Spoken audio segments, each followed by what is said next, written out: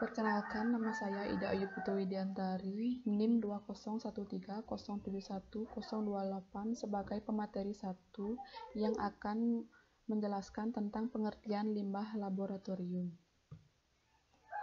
Limbah merupakan sisa bahan makanan atau barang bekas dari suatu kegiatan atau bisa proses produksi yang fungsinya telah berubah dari aslinya.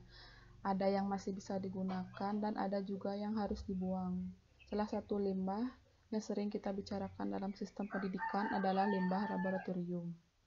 Limbah laboratorium merupakan sisa bahan limbah yang berasal dari buangan hasil reaksi-reaksi berbagai larutan kimia dalam suatu eksperimen yang biasanya berupa bahan kimia.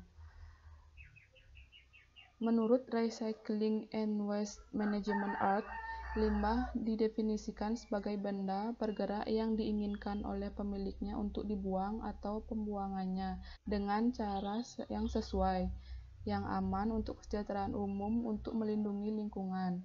Limbah laboratorium adalah limbah yang berasal dari kegiatan laboratorium.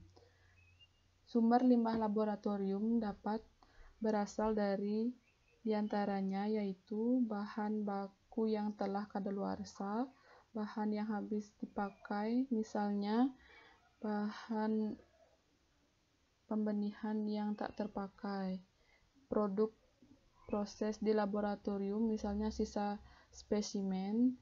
Yang keempat, produk upaya penanganan limbah, misalnya jarum suntik sekali pakai. Kemudian macam-macam limbah laboratorium.